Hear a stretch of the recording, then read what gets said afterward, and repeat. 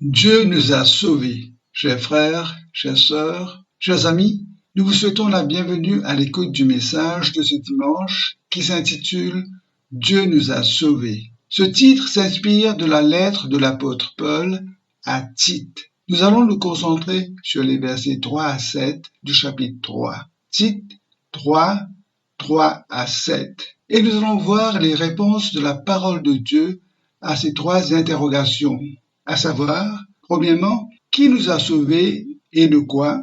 Deuxièmement, comment nous a-t-il sauvés? Enfin, dans quel but nous a-t-il sauvés? Déjà, durant cette présente lecture, nous verrons surgir les réponses à ces trois interrogations.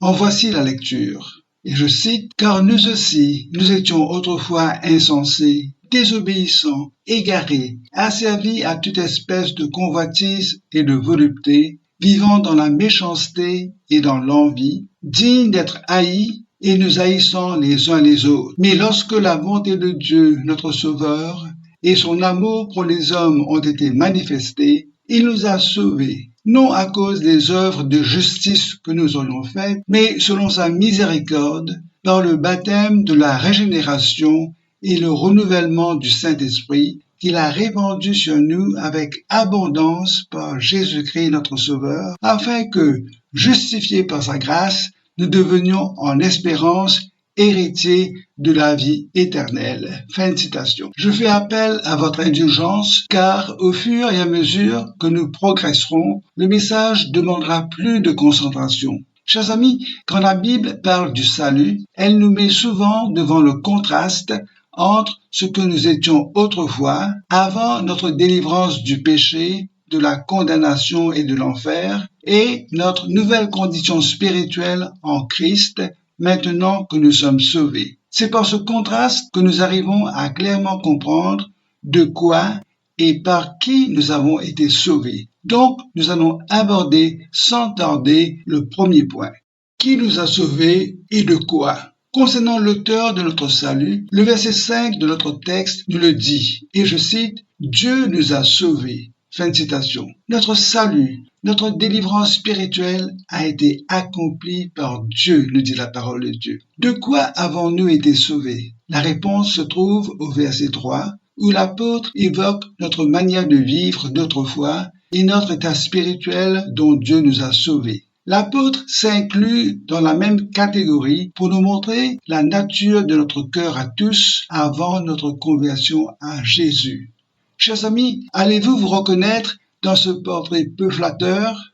Le voici. Nous étions autrefois insensés, désobéissants, égarés, asservis de toute espèce de convoitise et de volupté, vivant dans la méchanceté et dans l'envie, dignes d'être haïs, et nous haïssons les uns les autres. L'apôtre n'a évidemment pas fait notre vieux portrait dans son intégralité, car ces 6 traits ne sont qu'une petite esquisse de nos manquements, de nos fautes et de nos offenses, et pour dire le moins, des traits dont nous n'en sommes aucunement fiers. À vrai dire, c'est le portrait des personnes détestables, des personnes pas aimables, qui ne méritent pas notre amitié, encore moins qui ne feraient jamais l'objet de notre amour. Et pourtant, écoutons ce que nous dit la parole de Dieu concernant sa miséricorde envers de telles personnes minables que nous étions tous. Et je cite, « Mais Dieu prouve son amour envers nous, en ce que, lorsque nous étions encore des pécheurs, Christ est mort pour nous. »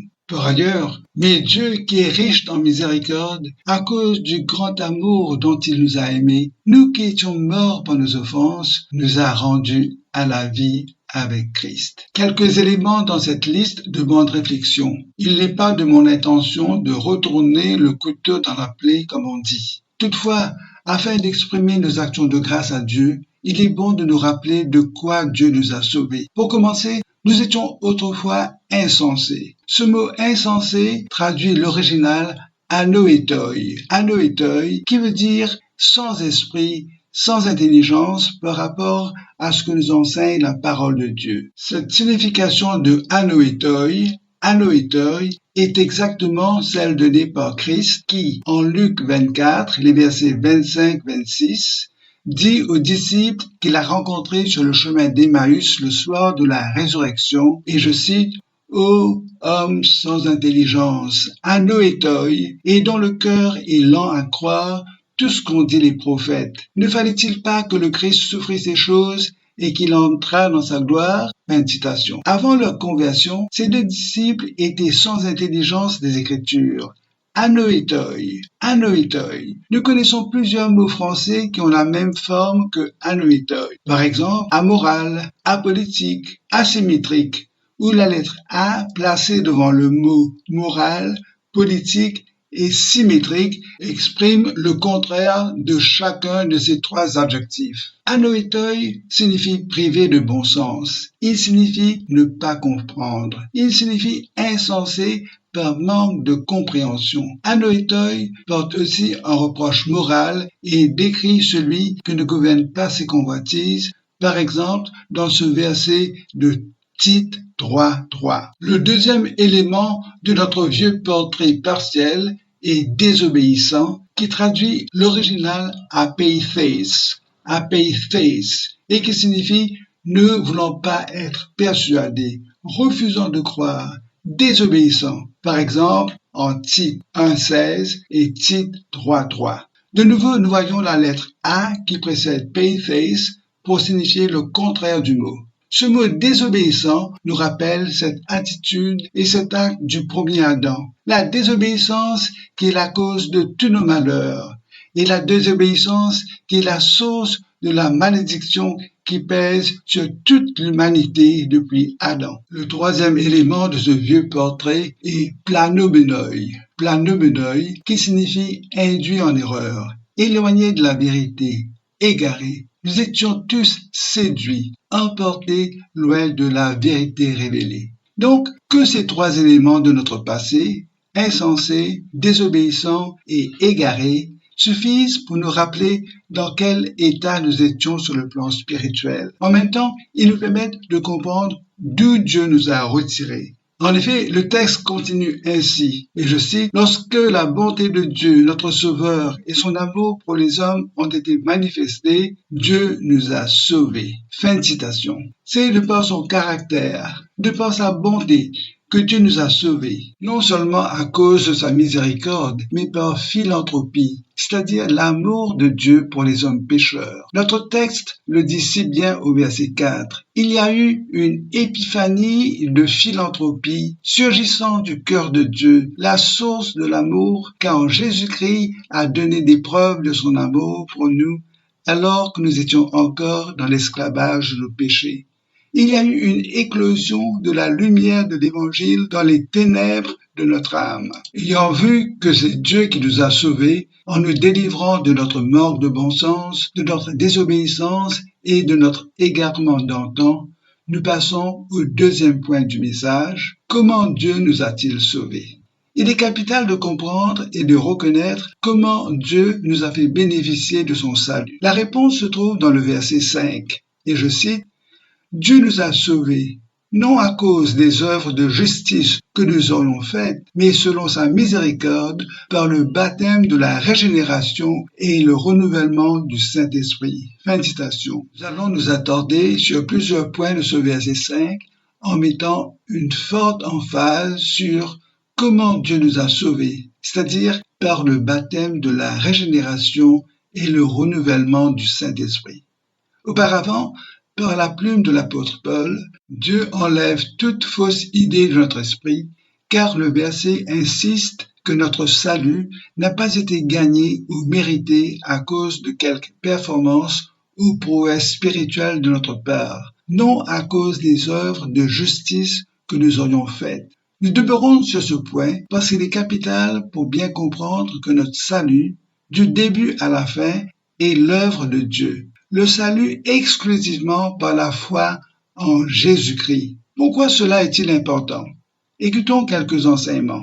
En Jésus-Christ, Dieu nous a élus avant la fondation du monde pour que nous soyons saints et irrépréhensibles devant lui.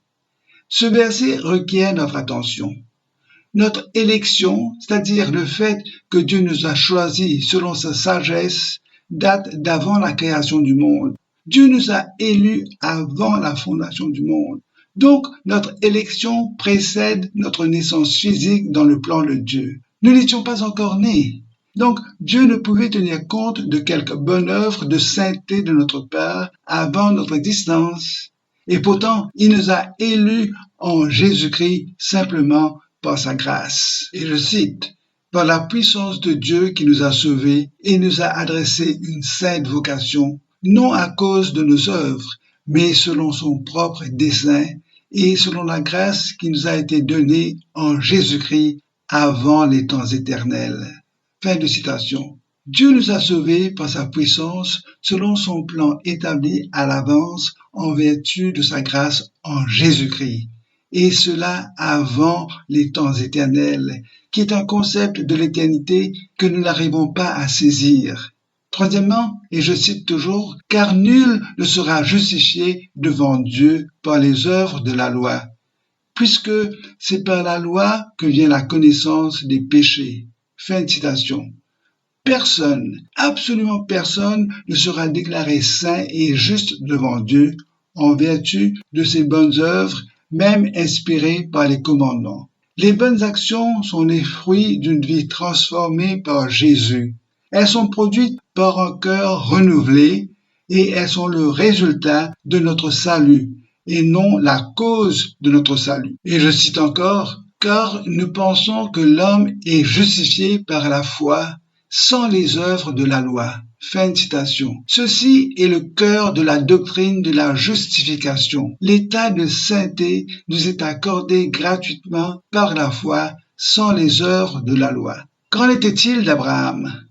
Romains 4, 2 nous dit « Si Abraham a été justifié par les œuvres, il a sujet de se glorifier, mais non devant Dieu. » Même Abraham n'a aucune raison de se flatter, car la justification lui a été gratuitement accordée à cause de sa foi et de son obéissance.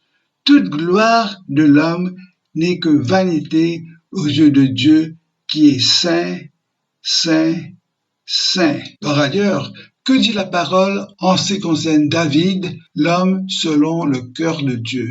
Écoutons ceci. De même, David exprime le bonheur de l'homme à qui Dieu impute la justice sans les œuvres. Heureux ceux dont les iniquités sont pardonnées et dont les péchés sont couverts. Heureux l'homme à qui le Seigneur n'impute pas son péché. David parle du bonheur du pardon parce que Dieu a mis à son compte la sainteté divine, que ses péchés ont été effacés sans quelque bonne œuvre de sa part pour plaire à Dieu.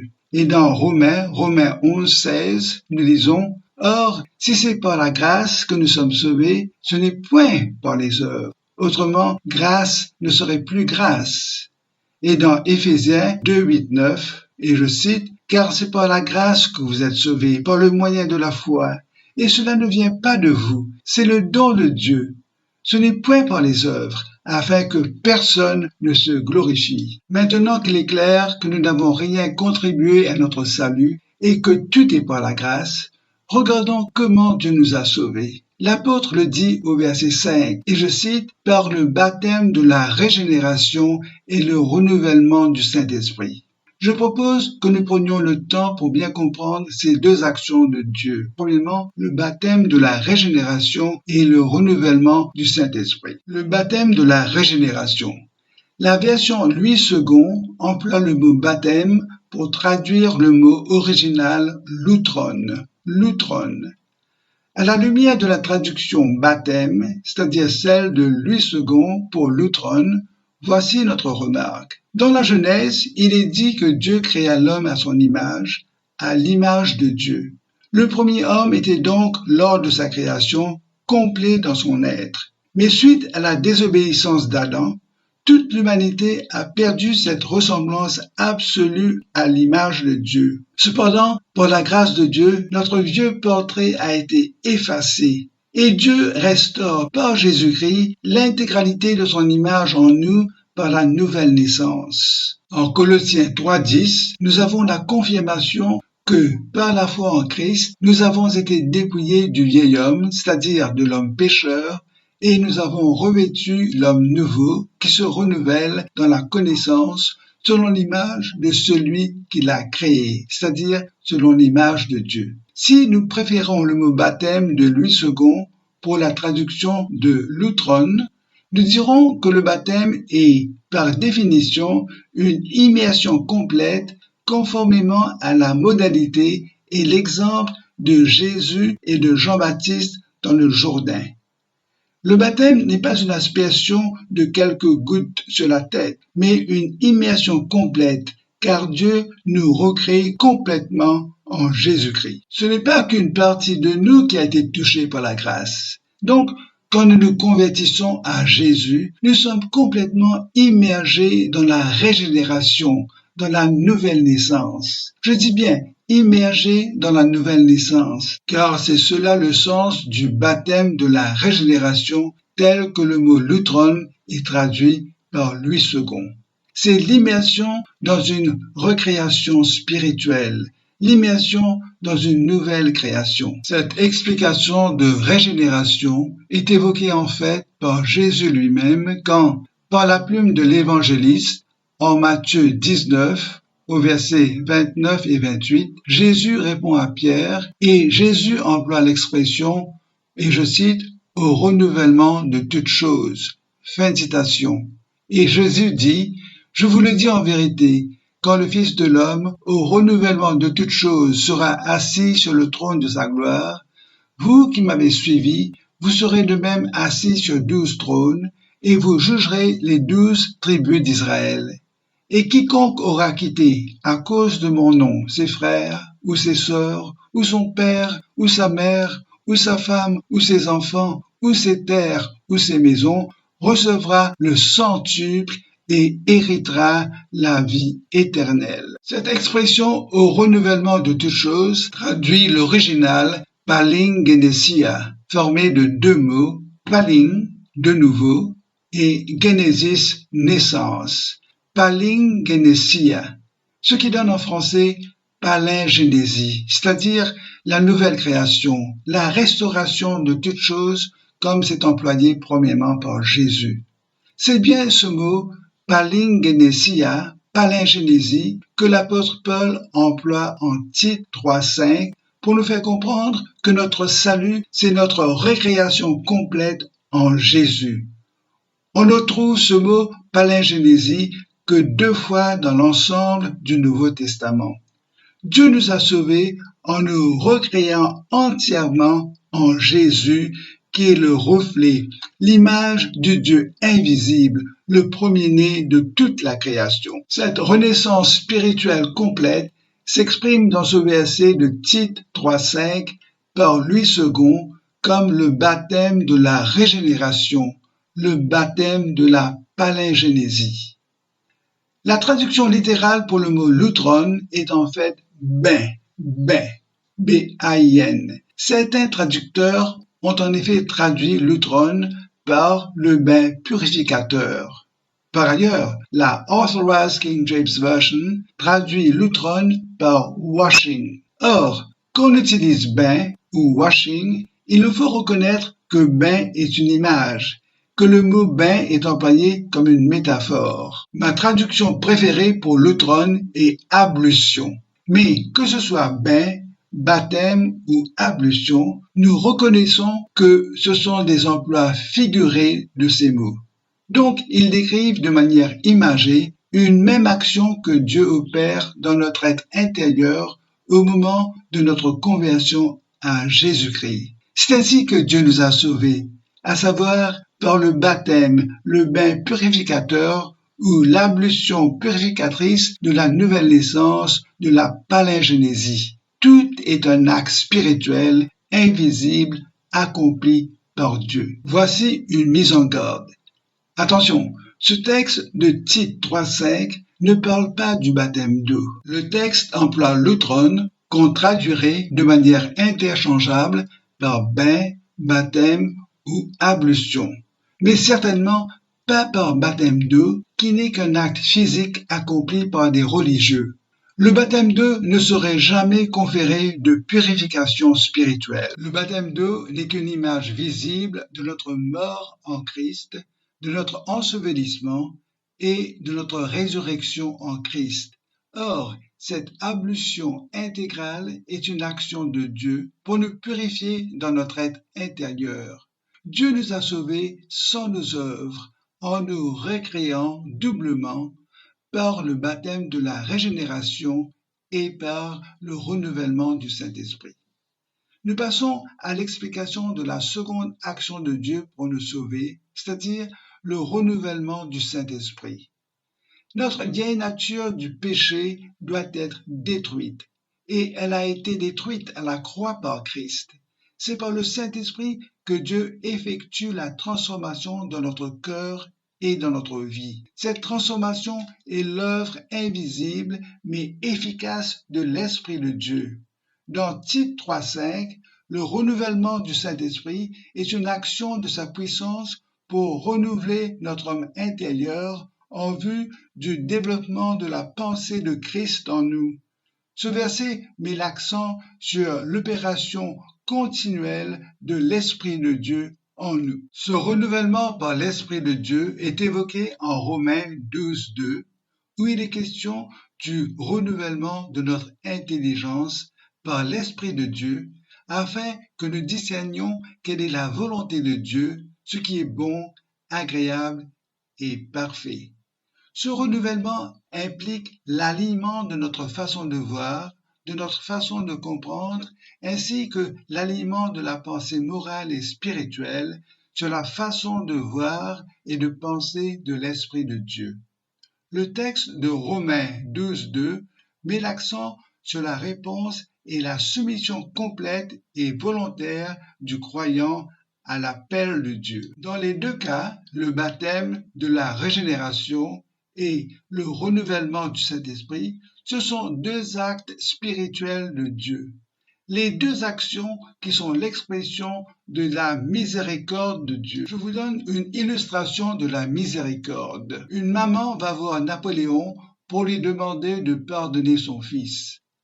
Napoléon lui répond qu'il ne peut accéder à sa requête car le fils a récidivé et que la justice doit suivre son cours et la loi doit s'appliquer.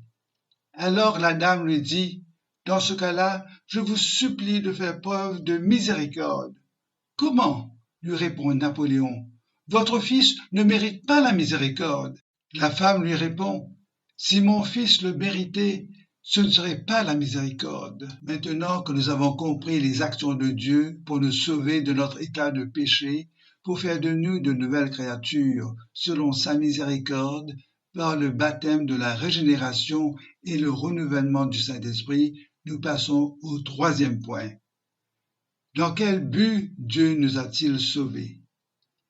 La réponse à cette question se trouve dans le verset 7, Tite 3,7, que je vous lis, « Afin que, justifiés par sa grâce, nous devenions en espérance héritiers de la vie éternelle. » Fin de citation.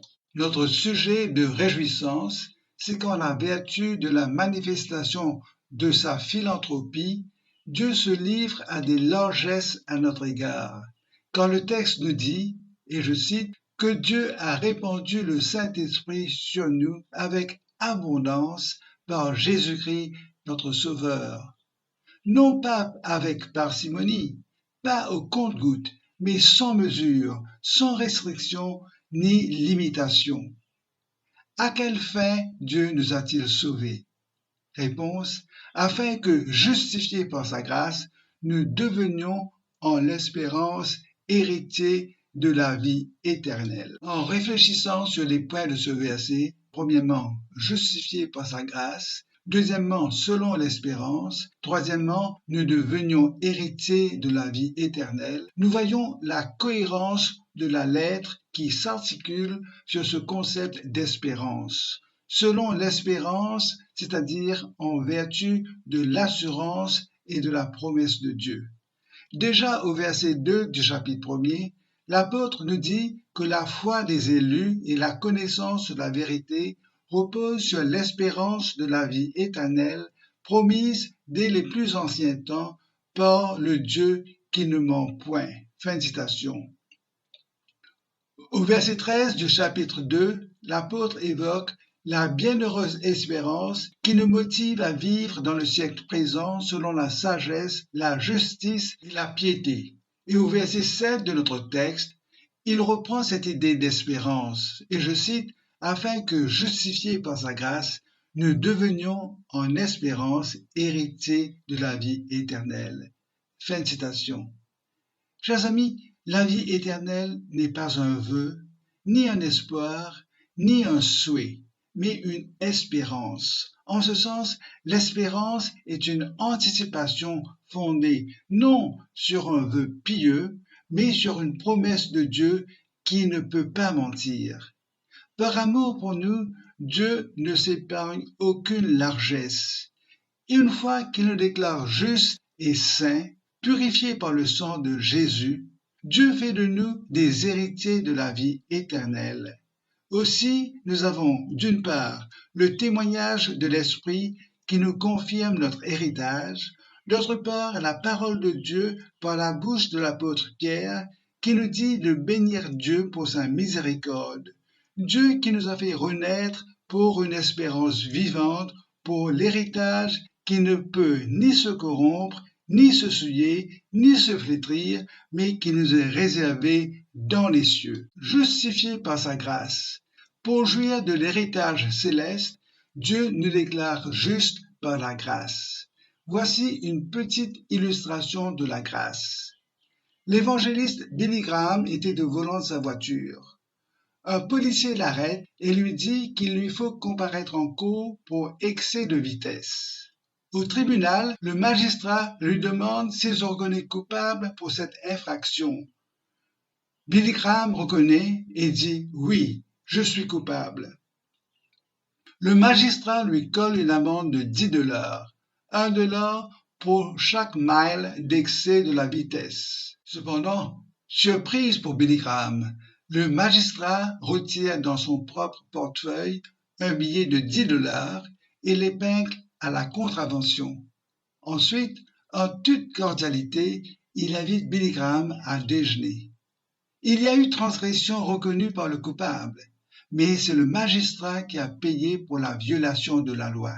C'est ce que Jésus a fait pour nous tous coupables. Jésus a payé de sa vie pour notre salut. Le verset 7 reprend cette vérité que Dieu nous déclare juste, non pas par nos œuvres, mais par sa grâce. Dieu nous déclare saints, sans tache, sans reproche, par la foi en Jésus. Saints uniquement par sa grâce, quand Jésus a pris notre condamnation et notre jugement sur la croix du Calvaire. Dieu nous déclare justes et saints quand il nous a couverts et il nous a purifiés par le sang de Jésus, afin que, justifiés par sa grâce, nous devenions, selon l'espérance, l'héritier de la vie éternelle. Gloire à Dieu. Résumons le message. Dieu nous a sauvés. C'est le passé composé. C'est une action déjà faite, une action pleinement réalisée, une délivrance efficace et qui prend effet tout de suite. Dieu nous a sauvés de nos péchés selon sa miséricorde par l'immersion dans le bain purificateur de la nouvelle naissance et par le renouvellement transformateur effectué dans notre cœur par son Saint-Esprit qui a été répandu sur nous sans réserve pour nous couvrir de la sainteté de Christ par la foi, afin que nous jouissions de la vie dans sa présence au siècle des siècles. Chers amis, en renaissant par la puissance de l'Esprit de Dieu en Christ, nous devenons héritiers avec lui de tout ce que Dieu a promis. Nous vivons dans l'espérance de la vie éternelle en attendant vivement notre réunion avec lui ainsi que le renouvellement de toute la création. Je vous invite à prier. Prions. Père éternel, nous te présentons nos actions de grâce pour ta parole et pour l'intelligence que tu nous en donnes pour nous permettre de comprendre l'envergure du salut qui est maintenant le nôtre par la foi en Jésus-Christ notre Sauveur. Merci de nous convaincre de ton amour pour nous et de nous aider à apprécier ta délivrance dont nous jouissons. Délivrance d'un manque d'intelligence, délivrance de notre désobéissance, délivrance de notre égarement spirituel, parce que tu nous as déjà immergés complètement dans la nouvelle naissance et par le renouvellement de l'Esprit Saint qui nous comble outre mesure afin de nous qualifier pour hériter la vie éternelle. Merci de nous montrer aussi que notre vie est pour ta seule gloire, car dorénavant, tu nous équipes pour accomplir tout le travail que tu as toi-même préparé d'avance pour que nous le fassions afin que beaucoup puissent entendre la nouvelle du salut par la foi en Jésus et qu'ils puissent crier à Jésus pour leur entière délivrance du péché et pour leur entrée dans son royaume. Nous te donnons toute la gloire pour la puissante manifestation de ton amour en Jésus-Christ, notre Sauveur et notre Seigneur. Amen. Chers amis, je vous remercie de votre attention. Je vous rappelle que le texte du message est à votre disposition en version PDF. Il suffit de cliquer sur le lien au bas de la vidéo. Ma prière est que vous viviez dans la pleine assurance du salut et de la promesse de Dieu pour vous en Jésus-Christ, que vous partagez avec ceux et celles de votre parenté qui ne connaissent pas encore le merveilleux salut par la foi en Jésus-Christ, afin qu'ils répondent à l'appel de Jésus pour faire partie des élus de Dieu. Que le Seigneur Jésus vous bénisse dans votre travail pour sa gloire.